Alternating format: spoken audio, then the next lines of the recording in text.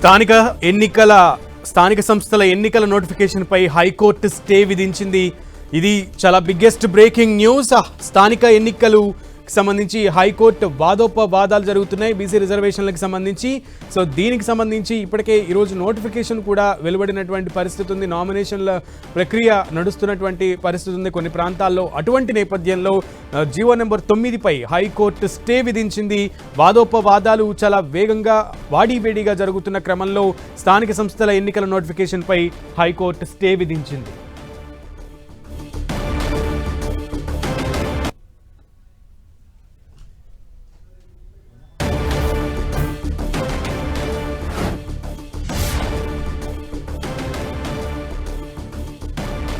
స్థానిక సంస్థల ఎన్నికల నోటిఫికేషన్ పై హైకోర్టు స్టే విధించింది. ఇది బిగ్గెస్ట్ బ్రేకింగ్ న్యూస్.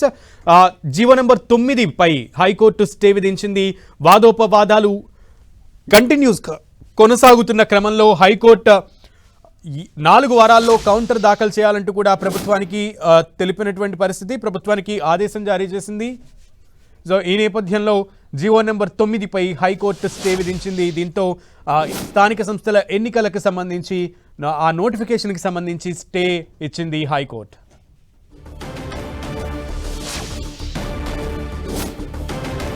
స్థానిక సంస్థల ఎన్నికల నోటిఫికేషన్పై హైకోర్టు స్టే విధించింది. జీవో నెంబర్ 9పై హైకోర్టు క్లియర్గా స్టే విధించింది. 4 వారాల్లో కౌంటర్ దాఖలు చేయాలంటూ ప్రభుత్వానికి ఆదేశం జారీ చేసింది హైకోర్టు. తదుపరి హైకోర్టు నిర్ణయానికి సంబంధించి, హైకోర్టు ఇచ్చిన స్టేకి సంబంధించి తదుపరి కార్యాచరణ ప్రభుత్వం ఏ రకంగా ముందుకు వెళ్తుంది అనేది అయితే వేచి చూడాల్సినటువంటి అంశం. సో ప్రభుత్వం దీనికి సంబంధించి ఎలా స్పందిస్తుంది అనేది కూడా ఇప్పుడు ఉత్కంఠభరితంగా మారింది.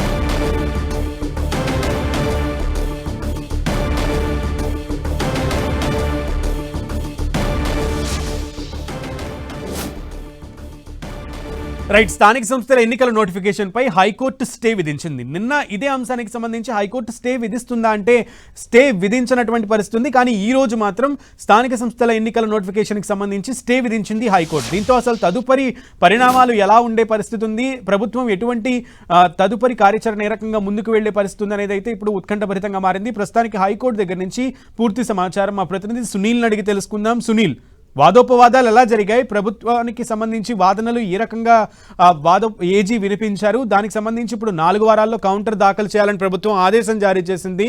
సో జీవో నెంబర్ 9కి సంబంధించి 9పై హైకోర్టు స్టే విధించినట్లుగా తెలుస్తోంది. అప్డేట్స్ ఏంటి? ప్రధానంగా జీవో నెంబర్ 9 తెలంగాణ రాష్ట్ర ప్రభుత్వం బీసీ రిజర్వేషన్ కోసము తీసుకొచ్చినటువంటి 42 జీవో మీదనే ప్రధానంగా హైకోర్టు స్టే. ఎమ్మెల్సీ లేరు, ఎమ్మెల్యే లేరు. గ్రామ పంచాయతీలో కానీ మాకు బీసీఏ రిజర్వేషన్ ఇస్తే ఈ మార్జినల్ సెక్షన్ ఆఫ్ పీపుల్ ఈ భాగస్వామ్యం అయ్యి పొలిటికల్గా వాళ్ళు గ్రో అయ్యి ఈ కమ్యూనిటీ వాళ్ళకు న్యాయం అవుతుందని చెప్పి మా యొక్క వాదనలు నిలిపించినాము. ఈరోజు మా వాదనలు నిన్న గౌరవ న్యాయస్థానము 4 వారాలు పోస్ట్ పోన్ చేసుకుంటూ స్టే విధించడం అనేది ఈ యొక్క బీసీల యొక్క ఐక్యత, ఎంబీసీల యొక్క ఐక్యత. బీసీ రిజర్వేషన్కు మాత్రం మేము సపోర్ట్ చేస్తున్నాము. Thank you very much. నా పేరు Sudarshan Malugari. I'm former GP, high court former secretary. Thank you very much.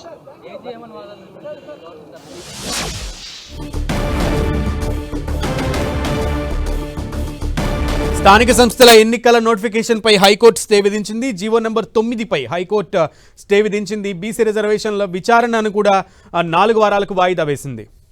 But court మాత్రం దానికి అంగీకరించినట్టుంది. Thank you very much.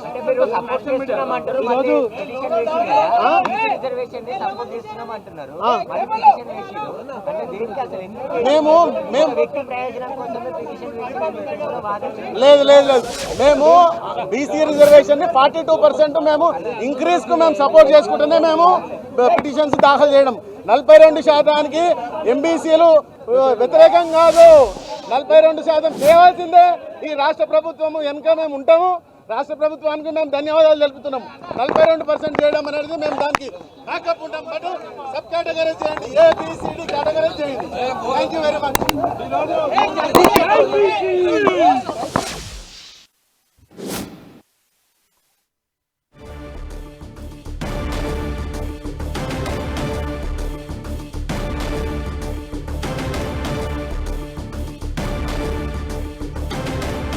GO number 9పై హైకోర్టు స్టే విధించింది. హైకోర్టు దగ్గర లాయర్లు అడ్వకేట్లు మాట్లాడుతున్నటువంటి దృశ్యం కూడా ఇప్పటివరకు చూసాం. అయితే పూర్తి వివరాలతో 4 వారాల్లో పూర్తి వివరణ ఇవ్వాలి అంటూ కూడా ప్రభుత్వానికి హైకోర్టు వాయిదా వేస్తూ నిర్ణయం తీసుకుంది. ఆదేశాలు జారీ చేసింది ప్రభుత్వానికి 4 వారాల్లో పూర్తి వివరాలతో ముందుకు రావాలని హైకోర్టు ముందుకి. అలాగే ఇంకొక విషయం ఏంటంటే బీసీ రిజర్వేషన్ల అంశానికి సంబంధించి కూడా 4 వారాలు తర్వాత ఈ విచారణని వాయిదా వేసింది.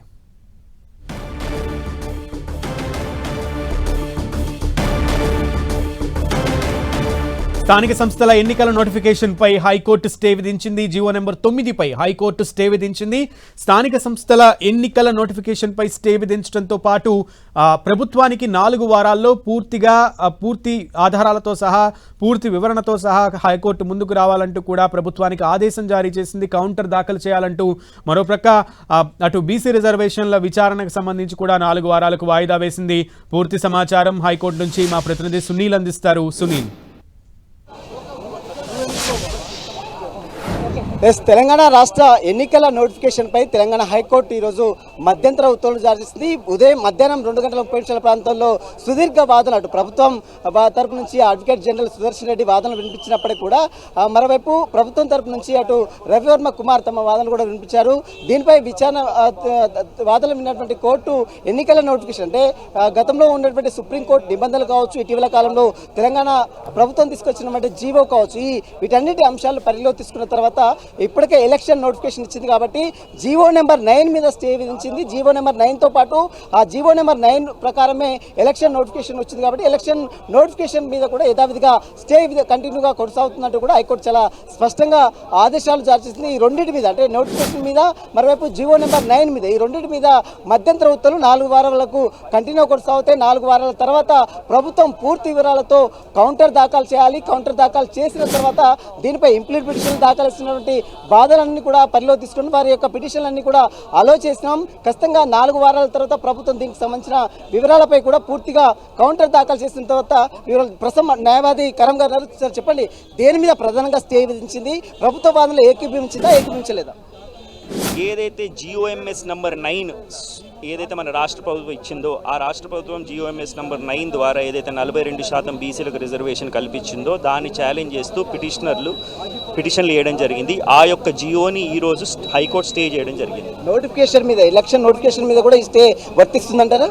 ఎస్, బికాజ్ నోటిఫికేషన్ ఏదైతుందో మీరు అర్థం చేసుకోవాల్సిన విషయం ఏంటంటే జిఓఎంఎస్ 9 పైన ఆధారపడింది. నోటిఫికేషన్ 42% రిజర్వేషన్లు ఏదైతే ఇచ్చారో అది జిఓఎంఎస్ నంబర్ 9 బేస్ చేసుకుంటే ఇచ్చారు కాబట్టి ఒక్కసారి జిఓఎంఎస్ 9 అనేది ఫౌండేషన్. ఆ ఫౌండేషన్ వెళ్ళిపోతే మీకు నోటిఫికేషన్ ఉండదు. ఇప్పుడు నోటిఫికేషన్ మీద జియో నెంబర్ 9 మీద రెండింటి మీద స్టే కంటిన్యూ ఉంటుందా?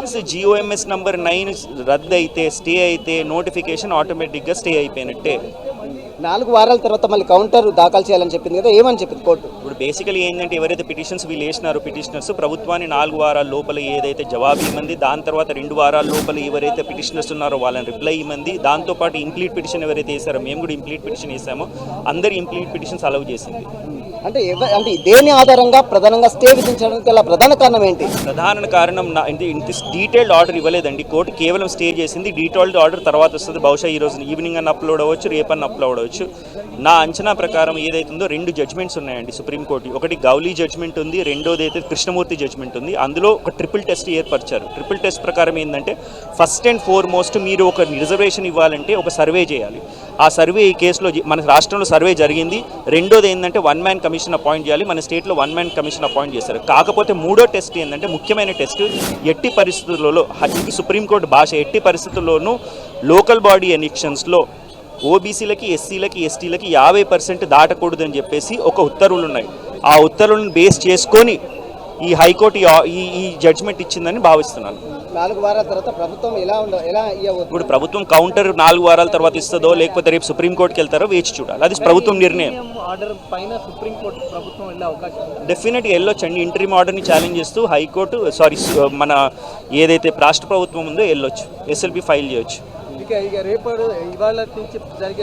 ఈ రోజు వరకు ఏదైతుందో ఎలక్షన్ ప్రాసెస్ అన్నట్టు స్టే అయినట్టే.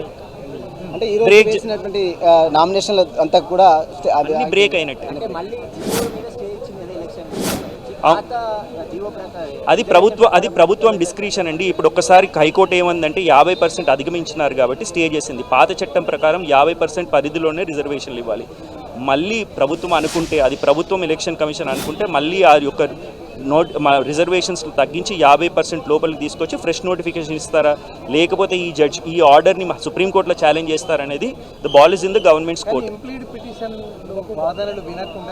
ఇప్పుడు ఇంప్లీడ్ పిటిషన్లు చాలా మంది వేసినారండి. దాదాపు 2 రోజులు ఇందులో ఆ మ్యాటర్లో అర్జెన్సీ ఉంది కాబట్టి 2 రోజులు వాదనలు వినిపించినారు కాబట్టి ఇంప్లీడ్ పిటిషనర్స్ దాదాపు 20-25 మంది ఉన్నారు కాబట్టి అందరినీ ఈనలేము కాబట్టి అందరి పిటిషన్స్ అలవ్ అయినాయి. ఇప్పుడు మధ్యంతర ఉత్తర్వులు జారీ చేయడం జరిగింది.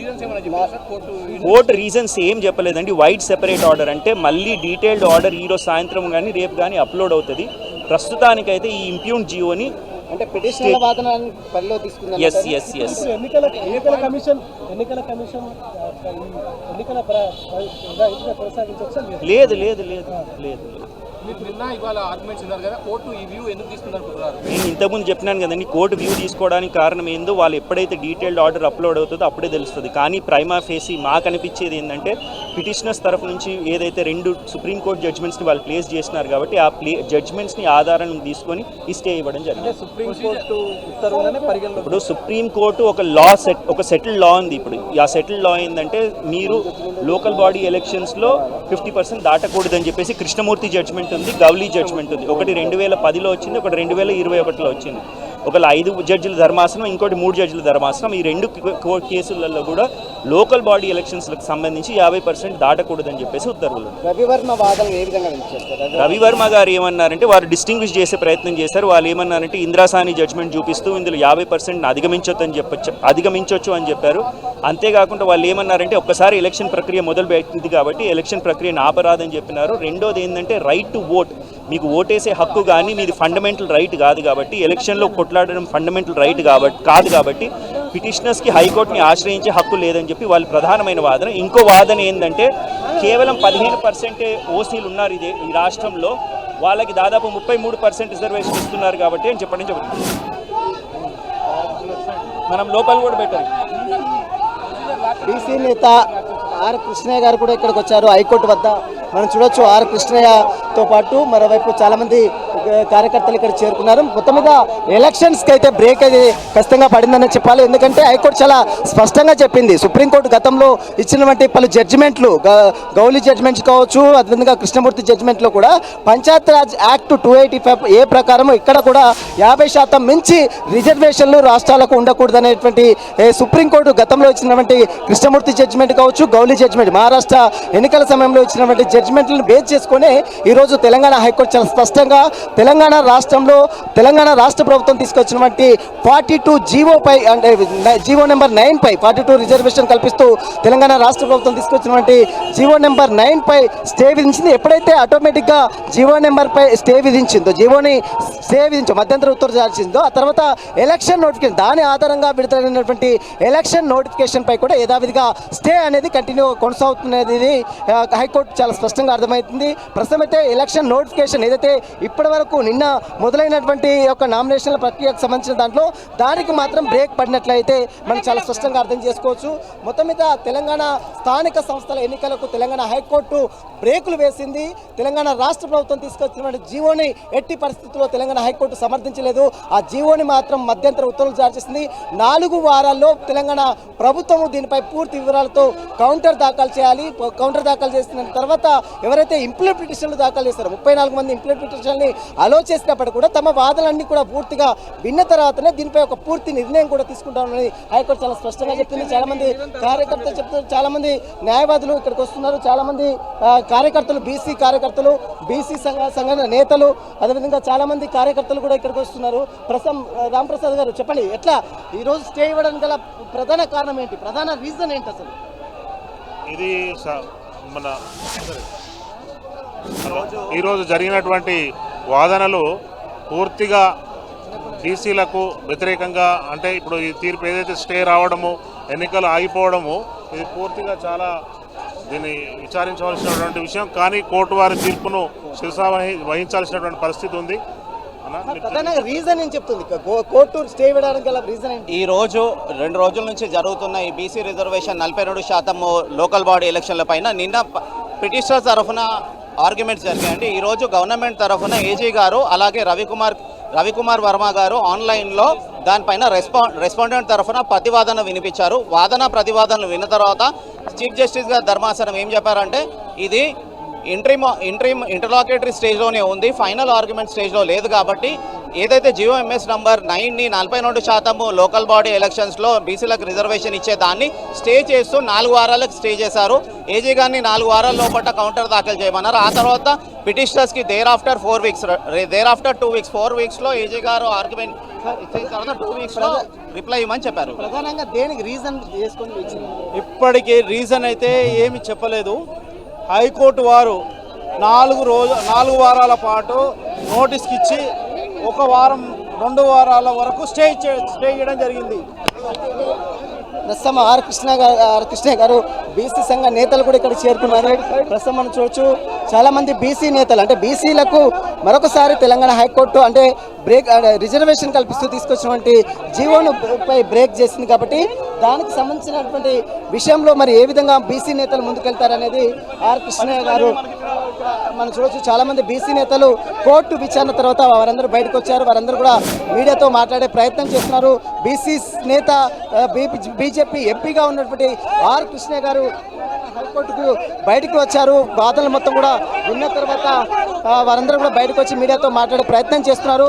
చాలా మంది బీసీ నేతలు మొత్తం కూడా కొంత అసహనం వ్యక్తం చేస్తున్నారు. ఎందుకంటే తమకు ఎంతగానో ఇన్ని సంవత్సరాల పాటు బడుగు బలహీన వర్గాల ప్రజల కోసము తెలంగాణ రాష్ట్ర ప్రభుత్వం తీసుకొచ్చినటువంటి జీవోపై హైకోర్టు స్టే విధించడం పట్ల అటు బీసీ నేతలు కూడా కొంత నిరాశ వ్యక్తం చేస్తున్నారు. ప్రస్తుతం ఆర్ కృష్ణ గారు మీడియాతో మాట్లాడుతున్నారు. ఆర్ కృష్ణ గారితో పాటు చాలా మంది బీసీ నేతలు స్థానిక సంస్థల ఎన్నికలకు ఇక గ్రీన్ సిగ్నల్ వచ్చిందని అందరూ భావించినప్పటికీ కూడా దాదాపు సంవత్సరం నుంచి 2 సంవత్సరాల పాటు ఈ ఎన్నికల కోసం ఎంతగానో తెలంగాణ రాష్ట్ర ప్రజలందరూ కూడా ఎంతగానో ఆసక్తిగా ఎదురు చూస్తున్నారు. ఇక స్థానిక సంస్థల ఎన్నికలు సజావుగా కొనసాగుతాయని అందరూ భావించినప్పటికీ కూడా తెలంగాణ ప్రభుత్వము తీసుకొచ్చినటువంటి జీవో ఏదైతే MS నెంబర్ 9 ఉందో దానిపై తెలంగాణ హైకోర్టు స్టే విధించడంతో కొంత అసహనం అయితే అందరూ వ్యక్తం చేస్తున్నారు బీసీ నేతలు. ప్రస్తుతం ఆర్ కృష్ణయ్య గారు వచ్చి మాట్లాడుతున్నారు. ఒకసారి మాట్లాడే ప్రయత్నం చేస్తారు. ఆర్ కృష్ణయ్య గారు మీడియాతో వారందరూ కూడా ప్రస్తుతం బీసీ నేతలందరూ కూడా వచ్చారు. బీసీ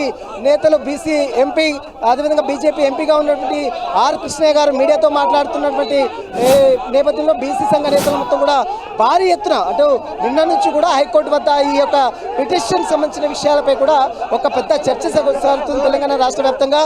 ఆర్ కృష్ణ గారు మాట్లాడుతున్నారు. ఒకసారి లైవ్ లో చూద్దాం. ఒకసారి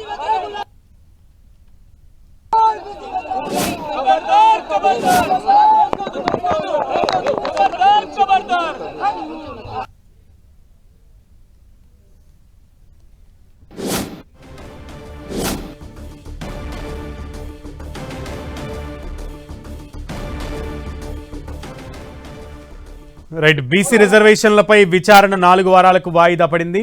ఆర్ కృష్ణయ్య ఎంపీ మాట్లాడుతున్నారు. లైవ్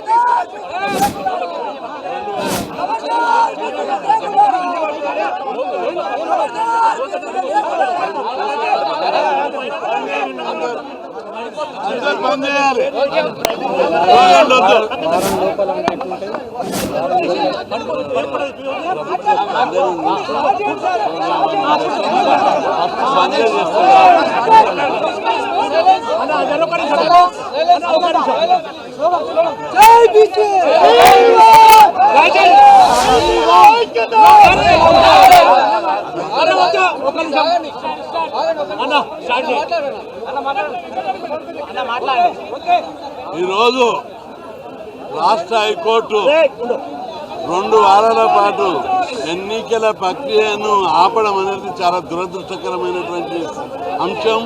ఎందుకంటే ఎన్నికల నోటిఫికేషన్ వేసినాక సుప్రీంకోర్టు ఆదేశాలు ఉన్నాయి. ఎన్నికలను వాయిదా వేయొద్దు. కానీ అందుకు సుప్రీంకోర్టు ఆదేశాలకు విరుద్ధంగా 2 వారాల పాటు వాయిదా వేయడాన్ని మేము దీన్ని తీవ్రంగా పరిగణిస్తున్నాం. ఇది రాష్ట్రంలోని 56% బీసీ ప్రజల యొక్క హక్కులకు విఘాతం కలిగిస్తుంది, వాళ్ళ ఆత్మ గౌరవాన్ని దెబ్బతీస్తుంది. నోటికాడి అన్నం ముద్దను ఆపారు. నిన్నటి నుంచి చాలామంది అడ్వకేట్లు మంచిగా చాలా చక్కగా మాట్లాడారు. దాదాపు చాలా పిటిషన్లు ఉన్నాయి. అన్ని పిటిషన్లను పరిగణనలోకి తీసుకొని విచారణ జరిపి ఇంకా 2 రోజులు టైం తీసుకునేది ఉంది. ఎందుకు మీకు ఆదరబాదరగా స్టే ఇవ్వవలసి వచ్చిందని చెప్పి రాష్ట్ర వ్యాప్తంగా దీని మీద భారీ మూల్యం చెల్లించుకోవాల్సి వస్తుందని హెచ్చరిస్తున్నాం. ఈరోజు సాయంత్రంలోగా ప్రభుత్వ స్పందన ఏంటిదో చూస్తాం. చూసి రాష్ట్ర బంద్ను జరిపి మొత్తం రాష్ట్రాన్ని స్తంభింపజేస్తామని చెప్పి హెచ్చరిస్తున్నాం. మండల్ కమిషన్ అప్పుడు ఎట్లయితే ఉద్యమం అయిందో, ప్రజా జీవితం ఏ విధంగా అయితే స్పందించిందో అంతకంటే రెట్టింపుగా ఈరోజు బీసీల చైతన్యం వచ్చింది. బంద్ను హైదరాబాదే కాదు ఊర్లో కూడా మొత్తం బంద్ జరుపుతాం. చాలా దీనికి ప్రభుత్వం బాధ్యత వహించవలసి వస్తుంది. సరే, ముఖ్యమంత్రి గారు ఏ విధంగా స్పందిస్తారు, ఈ స్టే మీద ఎలాంటి యాక్షన్ తీసుకుంటారో సాయంత్రంలో ప్రకటించాలి. లేని పక్షంలో అన్ని సంఘాలను ఈ అందరినీ కూడా సంప్రదించి చాలా పెద్ద ఎత్తున బంధు జరుపుతాము. ఈ బంధు ద్వారా దేశాన్ని ఒక్కసారి కళ్ళు జరిపిస్తామని చెప్పి హెచ్చరిస్తున్నాం. ఏం తమాషా ఉందా? బీసీ లాంటి ఇంత చిన్న చూప బీసీలకు మేము ముఖ్యమంత్రి పదవులు వాళ్ళకి, మంత్రి పదవులు వాళ్ళకి, అన్ని వాళ్ళకి లేక ఒక అవకాశం వచ్చి సర్పంచులు వస్తే వాటిని కూడా భరించకపోవడం, వాటిని కూడా ఓర్వలేకపోవడం అనేది చాలా దుర్మార్గం. కాబట్టి తప్పనిసరిగా ఈ సమాజం బీసీల సత్తా ఏంటిదో ఈసారి చూపెడతాం. అరే, బలమైనటువంటి హేతుబద్ధమైన కారణాలు ఉన్నాయి. రాజ్యాంగము అధికారం ఇచ్చింది రాష్ట్ర ప్రభుత్వానికి. అసెంబ్లీలో బిల్లు పాస్ అయింది. అదేవిధంగా జనాభా లెక్కలు తీశారు. అదేవిధంగా డెడికేటెడ్ కమిషన్ అపాయింట్ చేశారు. బీసీలకు ఇవ్వవలసింది న్యాయమైనది. ఏదో ఇతర రాష్ట్రాల అంశాన్ని ప్రతిపత్తిగా తీసుకోవడం అనేది హేతుబద్ధమైన కారణం కాదు. న్యాయాన్ని బీసీ కులాల మీద చిన్న చూపు చూస్తూ న్యాయస్థానాలు తీర్పు ఇవ్వడం అనేది, స్టే చేయడం అనేది చాలా దురదృష్టకరం. దీని మీద రాష్ట్ర ప్రజలందరూ అగ్రహులైరు. ఈరోజు చాలామంది నామినేషన్ కూడా వేశారు, ఇంకా నామినేషన్ వేస్తున్నారు. ఇప్పుడు నోటికాడి అన్నం ముద్దను దాక్కున్నారు. అందుకే దీన్ని అంత ఈజీగా వదిలిపెట్టము. భారీ మూల్యం చెల్లిస్తారు. ఈరోజు సాయంత్రంలోగా ప్రభుత్వం ప్రకటించకపోతే రేపటి నుంచి ధర్నాలు, రస్తారోకోలు, రాష్ట్ర బంధు రేటు రేపు అనౌన్స్ చేస్తాం. సాయంత్రంలోగా చూసి ఖచ్చితంగా ప్రభుత్వం భారీ మూల్యం చెల్లించవలసి వస్తుందని చెప్పి హెచ్చరిస్తున్నా. రాష్ట్ర ప్రజలందరూ చాలా తీవ్ర ఆవేశాలతో ఉన్నారు. అరే, స్టే ఇస్తే ఫస్ట్ డే ఇవ్వాలి, లేదా ఎన్నికల నోటిఫికేషన్ కట్టండి. ఎన్నికల షెడ్యూల్ ప్రకటించారు, నోటిఫికేషన్ ప్రకటించిన తర్వాత దాన్ని ఎప్పుడు కూడా వాయిదా వేయొద్దు, పోస్ట్పోన్ చేయొద్దు. సుప్రీంకోర్టు జడ్జిమెంటే ఉంది దీని మీద. ఇట్లా ప్రకటించడం అనేది బీసీల మనోభావాలను, బీసీల యొక్క ఆత్మగౌరవాన్ని, బీసీలను అవమానపరచడం, బీసీ కులాలను అవమానపరచడం, బీసీల నోటికాని ముద్ద లాక్కోవడం. అందుకే దీన్ని అంత ఈజీగా వదిలిపెట్టము. దీనికి మొత్తం భారీ మూల్యం చెల్లించవస్తుందని హెచ్చరిస్తున్నాం. అన్ని రాజకీయ పార్టీలు ఈ ఉద్యమ కార్యక్రమాలకు పూర్తి మద్దతు ఇవ్వాలని, దీన్ని ప్రజలకు 42 దక్కే వరకు ప్రభుత్వాలను, సమాజాన్ని, వ్యవస్థలను అన్నింటినీ స్తంభింపజేస్తామని చెప్పి హెచ్చరిస్తున్నాం.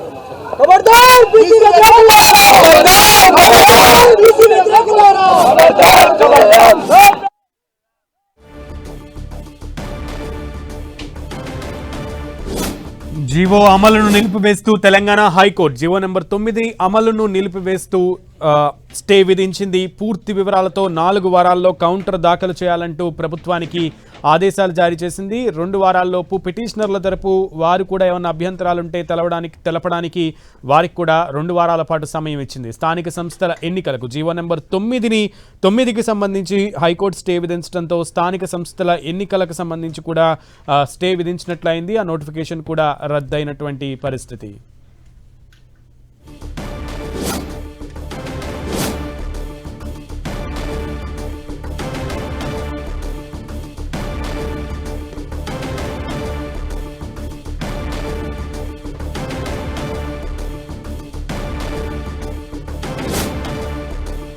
సో బీజేపీ ఎంపీ అరవింద్ మాట్లాడుతున్నారు, లైవ్ లో చూద్దాం. సంతోషరావు ఏదో అన్నాడు, జిఎస్టీ టానిక్ల జిఎస్టీ స్కామ్ ఉందన్నాడు ఈ రేవంత్. హరీష్ పాల వ్యాపారం చేస్తా అన్నాడు. మరి అది ఏం పాల వ్యాపారం నాకు అర్థం కాలేదు. ఎవరో అసెంబ్లీలో అన్నాడు హరీష్ పాల వ్యాపారం చేస్తున్నాడు. మరి ఏమైంది? ఈ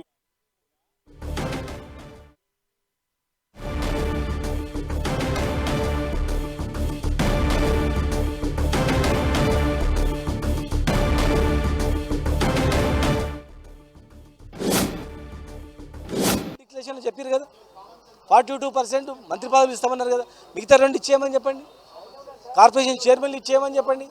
అసలు ఏమి అమలు చేయకుండా వీళ్ళు ఏదో మేము చేస్తున్నాం అనేటట్టు క్రియేట్ చేసారు. చాలా తప్పది. మొదటి నుంచి చెప్తున్నాం, నిన్న కూడా చెప్పినాం. ఇది కావాలని కోర్టుకు విరుద్ధంగా, చట్టానికి విరుద్ధంగా వీళ్ళు చేస్తున్నారని చెప్పినాం. ఇలా రుజువు అయింది. వాళ్లకు నిజంగా ఉద్దేశం లేదు.